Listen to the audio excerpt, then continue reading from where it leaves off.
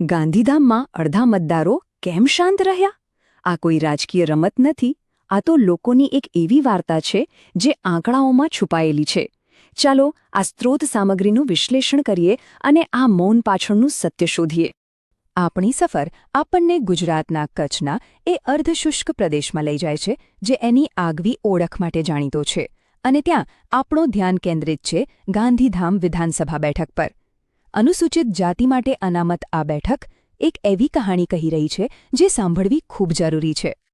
જ્યારે લગભગ અડધા લોકો ચૂપ થઈ જાય, મત આપવા જ ન જાય, તો એમનું મૌન ખરેખર શું કહેવા માંગે છે? ગાંધીધામના આ રેકોર્ડ બ્રેક નીચા મતદાન પાછળનું રહસ્ય શું હોઈ શકે? શું આ મૌન લોકો અને રાજકીય વ્યવસ્થા વચ્ચે તૂટતા વિશ્વાસનો સંકેત તો નથી? આપણા પહેલા વિભાગમાં આપણે જમીન અને સંકેતને સમજીશું.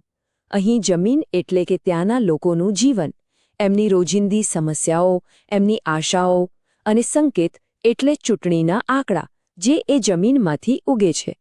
સંકેતને સમજવો હોય ને તો પહેલાં જમીનને સમજવી ખૂબ જ જરૂરી છે. ગાંધીધામમાં એક ઊંડો વિરોધાભાસ જોવા મળે છે. એક તરફ તમે જુઓ તો 53,400 કરોડ રૂપિયાનું જંગી રોકાણ, બંદરો અને રિન્યુએબલ એનર્જીમાં, પણ પછી સિક્કાની બીજી બાજુ જુઓ, લોકોની વાસ્તવિકતા, પાણી માટે રોજની જદ્દોજહેદ અને સ્થાનિક યુવાનો માટે નોકરીઓનો અભાવ. આ સ્લાઇડ એ જ કડવી હકીકતને આપણી સામે મૂકે છે. તો લોકોની મૂળભૂત ફરિયાદો શું છે? અને આ ખાલી ફરિયાદો નથી, આ લોકોની રોજિંદી પીડા છે. પહેલું અને સૌથી મોટું, પાણી. નર્મદાની પાઇપલાઇન હોવા છતાં ઉનાળામાં પાણીની તીવ્ર અછત. બીજું, રોજગાર. યુવાનોને કામ માટે ઘર પરિવાર છોડીને બહાર જવું પડે છે. અને ત્રીજું, મોંઘવારી. જીએસટી અને ઇંધણના ભાવે ઘરનો ખર્ચ ચલાવવો અશક્ય જેવો બનાવી દીધો છે. હવે આપણે આંકડાઓની દુનિયામાં જઈશું, પણ યાદ રાખજો, આ માત્ર આંકડા નથી, આ અબોલ આંકડાઓ છે. એ આંકડા જે ગાંધીધામની એ વાર્તા કહે છે જે કોઈ મોટેથી બોલી રહ્યું નથી. ચાલો એ 3 સૌથી મહત્વના સંકેતોને બારીકાઈથી સમજીએ. પહેલો અને સૌથી ચોંકાવનારો સંકેત, મૌન. 2022માં મતદાન થયું માત્ર 47.86%. આખા ગુજરાતમાં સૌથી ઓછું. આ આંકડો માત્ર એક સંખ્યા નથી સાહેબ, આ તો નિરાશા, હતાશા અથવા તો વ્યવસ્થા પ્રત્યેની ઉદાસીનતાની એક બહુ જ શક્તિશાળી અભિવ્યક્તિ છે. બીજો સંકેત છે એક મજબૂત કિલ્લો. આ ચાર્ટમાં સ્પષ્ટ દેખાય છે ભારતીય જનતા પાર્ટીનો વોટ શેર 55%થી પણ વધુ છે. આનો અર્થ શું થયો? આનો અર્થ એ થયો કે મતદાન ઓછું થયું હોવા છતાં એમનું જે કોર વોટર બેઝ છે એ એક મજબૂત કિલ્લાની જેમ અડીખમ રહ્યો. અને ત્રીજો અને અંતિમ સંકેત છે વિભાજન. આ બાર ચાર્ટ પર નજર નાખો. 2017માં કોંગ્રેસનો આ વાદળી બાર જુઓ કેવો ઊંચો હતો. હવે 2022માં જુઓ એ નીચે આવ્યો, અને એની જગ્યાએ આમ આદમી પાર્ટીનો એક નવો નાનો બાર ઊભો થઈ ગયો. આના પરથી સ્પષ્ટ છે કે જે સત્તા વિરોધી મત હતા એ 2 ભાગમાં વહેંચાઈ ગયા. તો સવાલ એ છે કે આ આંકડાઓ આવા કેમ છે? આટલી મોટી ઉદાસીનતા શા માટે? હવે આપણે આ ઉદાસીનતાના મૂળ કારણોનું વિશ્લેષણ કરીશું. ચાલો આના પાછળની વ્યવસ્થાગત સમસ્યાઓને સમજવાનો પ્રયત્ન કરીએ. તો આ ઉદાસીનતાના મુખ્ય કારણો શું છે? પહેલું, મેસેજ ફટીગ, એટલે કે વિકાસની મોટી મોટી વાતોથી આવેલો થાક. જ્યારે પાણી અને નોકરી જેવા મૂળભૂત મુદ્દા સળગતા હોય ત્યારે આવી વાતો પોકળ લાગે છે. બીજું, વિપક્ષનું નબળું પડેલું તંત્ર, જે મતદારોને ઘરની બહાર કાઢીને બૂથ સુધી ન લાવી શક્યું. ત્રીજું, ત્રીજા પક્ષની અસર, એટલે કે એએપીની એન્ટ્રીથી વિપક્ષી મતોનું સ્પષ્ટ વિભાજન. અને છેલ્લે સૌથી મોટું કારણ, વર્ષોથી વણ ઉકેલાયેલી ફરિયાદો, જેનાથી લોકોનો વ્યવસ્થા પરથી વિશ્વાસ ઉઠવા લાગ્યો છે.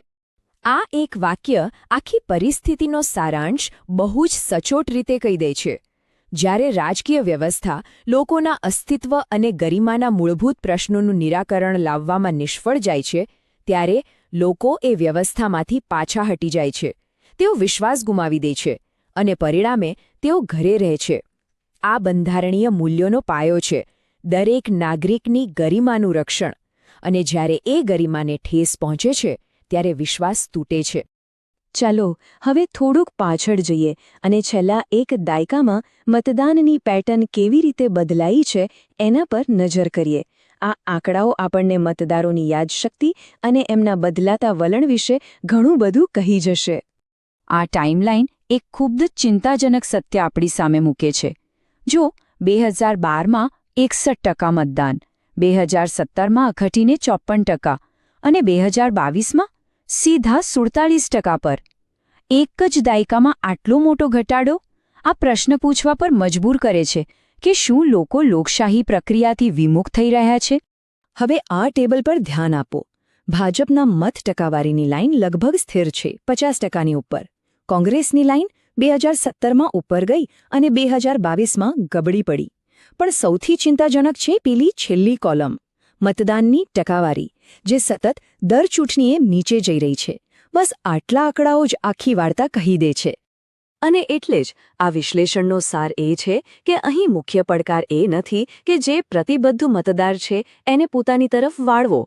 અસલી પડકાર તો એ મૌન મતદાર સાથે સંવાદ સ્થાપિત કરવાનો છે જેણે આશા છોડી દીધી છે. તો આ પરિસ્થિતિમાંથી બહાર નીકળવાનો રસ્તો શું છે? ફક્ત સમસ્યાઓ ગણાવવી પૂરતી નથી. હવે આપણે એક નક્કર, ડેટા આધારિત વ્યૂહરચના પર વાત કરીશું. મતદારોનો આ તૂટેલો વિશ્વાસ પાછો કેવી રીતે જીતવો એના માટેની આ એક બ્લુપ્રિન્ટ છે. વિશ્વાસ પાછો મેળવવા માટે આ 5 પગલાંની એક શૃંખલા છે. પહેલું, જમીન પર સંગઠનનો પાયો ફરીથી મજબૂત કરવો. બીજું, લોકોના મુદ્દાઓને સાંકળતી એક નવી, સકારાત્મક વાર્તા કહેવી. ત્રીજું, ફક્ત વાયદા નહીં પરંતુ કલ્યાણકારી કાર્યોના નક્કર પુરાવા આપવા. ચોથું, લોકોની ફરિયાદોના નિવારણની ગેરંટી આપવી. અને પાંચમું, સતત સંવાદ દ્વારા વિશ્વાસનો એક મજબૂત સેતુ બાંધવો. તો આ નવી વાર્તા કેવી હશે? એનો મુખ્ય મંત્ર હશે વિશ્વાસ સાથે વિજય. આમાં એ પ્રાથમિકતાઓ પર ધ્યાન કેન્દ્રિત કરાશે જેની અત્યાર સુધી અવગણના થઈ છે, જેમ કે પાણીની સુરક્ષા અને સ્થાનિક રોજગાર. પાણી રેલી અને કુશળ કચ્છ જેવા નક્કર કાર્યક્રમો દ્વારા સ્થાનિક અને ઉકેલી શકાય તેવા મુદ્દાઓ પર ભાર મૂકવામાં આવશે. અને આ વ્યૂહરચના માત્ર ચૂંટણી જીતવા પૂરતી નથી, એ શાસન સુધારવા માટે છે. મૂળભૂત સવાલ એ છે કે મોટા ઉદ્યોગો અને રોકાણના ફાયદા સામાન્ય માણસના ઘર સુધી કેવી રીતે પહોંચાડવા. આ એ અંતરને ભરવાની વાત છે, એક સેતુ બાંધવાની વાત છે.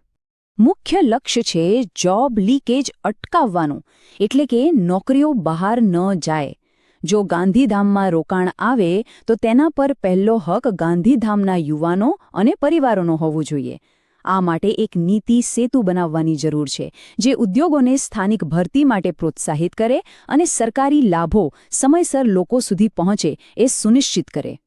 આ પ્રક્રિયામાં ભારતના ડીપીડીપી કાયદા હેઠળ લોકોની ગોપનીયતા અને સંમતિનું સન્માન કરવું પણ એટલું જ જરૂરી છે, જેથી શાસનમાં પારદર્શિતા અને વિશ્વાસ જળવાઈ રહે. અને અંતે હું આપ સૌને એક વિચાર સાથે છોડી જાઉં છું. શું થશે જો રાજકારણનો અંતિમ ધ્યેય માત્ર કોઈ પણ ભોગે ચૂંટણી જીતવાનો જ ન રહે, પરંતુ લોકોની સેવા કરવાનો અધિકાર સાચા અર્થમાં કમાવવાનો બની જાય? જો તમે લોકકેન્દ્રિત નેતા બનવા અને તમારા મતવિસ્તારનો ઉત્કર્ષ કરવા માંગતા હો, તો blueprintstrategies.ai પર mgr@blueprintstrategies.ai પર સંપર્ક કરો અથવા 08042041602 પર કોલ કરો. રાજનીતિથી પરે, એક હેતુ.